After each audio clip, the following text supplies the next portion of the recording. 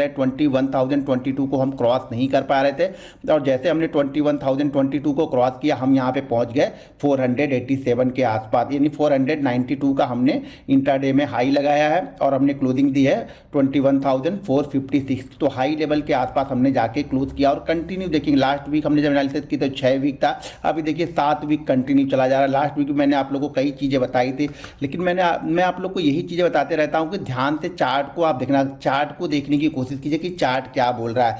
यहाँ पे सेलिंग करने की कोशिश मत कीजिए। कब तक आप कोशिश मत कीजिए? जब तक कम से कम एक वीक निफ्टी रेड कैंडल ना बनाए। पिछला लो बहुत इंपॉर्टेंट होता है। जो भी जिन्होंने भी बाइंग किया होगा इस वीक में, वो वीकली चार्ट पे चार्ट को देखेंगे और लास्ट वीक का जो लो होगा, यानी इस वीक का लो ये है। अब मंडे से जो भी नए ट्रेडर यहाँ पे घुसेंगे उनका स्टॉप लॉस ये रहेगा, ये ध्यान रखिएगा।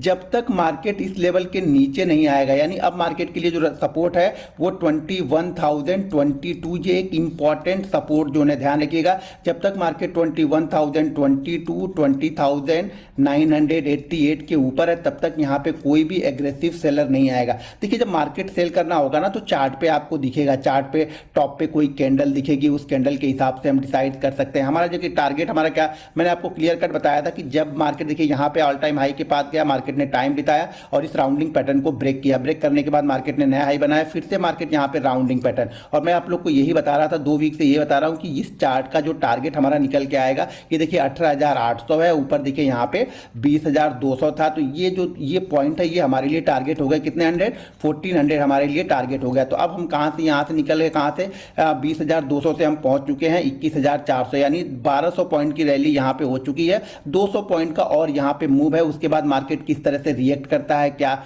यहाँ पे सिचुएशन बनती है, उसके हिसाब से डिसाइड करेंगे। लेकिन इस 200 पॉइंट के लिए नए एग्रेसिव यहाँ पे आपको बाइंग नहीं करनी है। बाइंग के लिए थोड़ा सा आपको वेट करना पड़ेगा। मैं बार बार बोल रहा हूँ कि बायर हमेशा इसको कंट्रोल करने के लिए आएंगे। बायर कहाँ तक कंट्रोल करने के लिए आएंगे? जब मार्केट यहाँ से अगर आप देखेंगे 21,200, 21,100 के आसपास आएगा तो यहाँ पे बायर कंट्रोल करने के लिए आ जाएंगे, क्योंकि पहला सपोर्ट जब तक ब्रेक नहीं होगा, पहला सपोर्ट क्या है 21,022, ये हमारे लिए पहला सपोर्ट है। जब तक ये सपोर्ट ब्रेक नहीं होगा तब तक सेलर यहां पे नहीं सोचेंगे, और जब सपोर्ट लेवल के आसपास आएगा जो भी लोग रैली को मिस कर रहे हैं वो लोग एंट्री लेंगे और वो लोग फिर नया हाई लेके जाएंगे।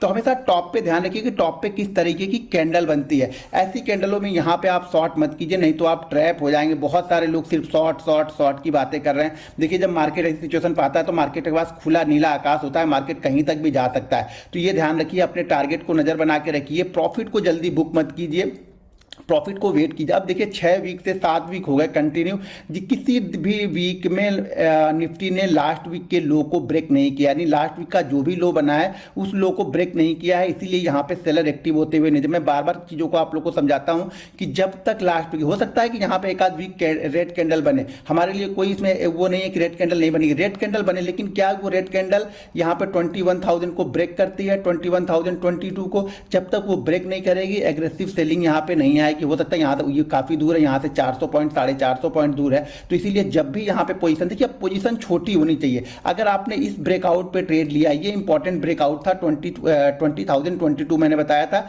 ये इंपॉर्टेंट ब्रेकआउट था। अगर यहाँ पे आपने पोजीशन ली हुई है तो अब आपका स्टॉप लॉस यहाँ से कम ये बड़ी कैंडल का 200-300 पॉइंट, अगर आप थोड़ा सा और रिस्क ले सकते हैं तो 21,022 ये आपका यहाँ पे एसएल निकल के आएगा, क्योंकि जब तक ये ब्रेक नहीं करेगा यहाँ पे एग्रेसिव सेलिंग कोई नहीं आएगी। एग्रेसिव से देखिए अब तो बैंक, अब तो जो आईटी है वो भी बहुत अच्छा कर रही है, बैंक अच्छा कर ही रहे हैं, आईटी कर रही है, बैंक कर रहे हैं, रियल एस्टेट कर रहे हैं, तो काफ़ी मार्केट को काफ़ी सपोर्ट यहाँ पे मिल रहा है। तो यहाँ पे सेल करने की कोई जल्दी मत कीजिए। आप देखिए कि ये मार्केट नीचे आता है, नीचे आने के बाद कोई रेंज बनाता है और रेंज को वापस ऊपर की साइड में ब्रेक करता है, तो वहाँ पे बाइंग अपॉर्चुनिटी अच्छी रहेगी। अब यहाँ पे जो भी बाइंग होगी, अगर आपने यहाँ पे बाइंग किया है और यहाँ पे बाइंग करे तो आप थोड़ा सा रिस्क तो ले ही रहे, तो ध्यान रखिएगा यहाँ पे अब रिस्की ट्रेड होगा बाइंग का। हाँ, हो सकता है यहाँ पे 200 पॉइंट 300 पॉइंट और आपको मिले, लेकिन जब ये रिस्की ट्रेड होगा, क्योंकि जिन्होंने यहाँ पे बाइंग करके जो शांति से बैठे हैं, यहाँ पे जैसे उनको वीकली चार्ट पे कुछ निगेटिव दिखेगा, फिर वो लोग प्रॉफिट एक बार बुक करेंगे, फिर वेट करेंगे अपना 21,000 के आसपास मार्केट किस तरह से रिएक्ट करता है, और रिएक्ट करने के बाद वापस ब्रेकआउट करेगा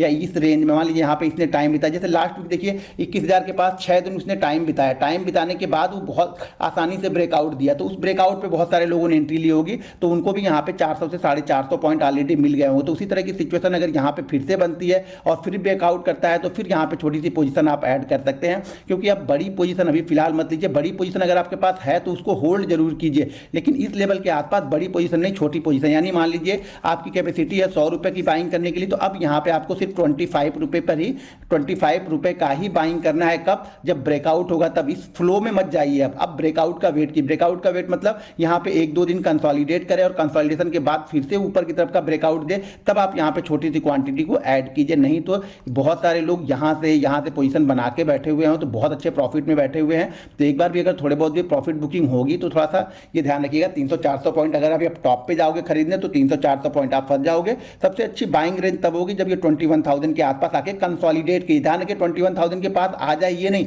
21,000 के आसपास आके कंसोलिडेट करे और कंसोलिडेशन के बाद जो भी रेंज बनाए उस रेंज को वापस ये ब्रेकआउट करे। मूविंग एवरेज दिखाने का कोई मतलब नहीं, क्योंकि ऑलरेडी मूविंग एवरेज हम बहुत ऊपर चल रहे हैं और यहाँ पे जो हमारा राउंडिंग पैटर्न था उसके टारगेट के आसपास भी हम यहाँ पे पहुंचने वाले हैं। जो ऊपर की साइड में इंपॉर्टेंट अब हमारे लिए लेवल है, वो लेवल मेरे लिए है 21,666 का। ये लेवल हमारे लिए ऊपर की साइड में इंपॉर्टेंट है और बिल्कुल शॉर्ट टर्म अगर देख रहे हैं तो हमारे लिए इंपॉर्टेंट लेवल है 21,222 नीचे की साइड का, जो कि लास्ट वीक मैंने बताया था कि ये टारगेट आपको 21,222 और 21,444 का यहाँ पे निफ्टी दिखा सकता है। तो ये दोनों टारगेट हमारे अचीव हो चुके हैं। अब ये राउंडिंग पैटर्न का टारगेट बचा हुआ है, लेकिन ऑलरेडी यहाँ से हम 1200 पॉइंट का मूव कर चुके हैं, ये भी आपको नजर बना के रखनी पड़ेगी। तो ये हमारे लिए इंपॉर्टेंट लेवल होंगे लास्ट वीक के लिए 21,022। अगर ये ब्रेक करता है तो फिर 21,022 के पास में आएंगे, अगर ब्रेक करता है 21,222 को तब। तो यहाँ पे आप नजर बना के जरूर रखिएगा। बस यहाँ पे ज़्यादा एनालिसिस करने की जरूरत नहीं होती। मैं बार बार बोलता हूँ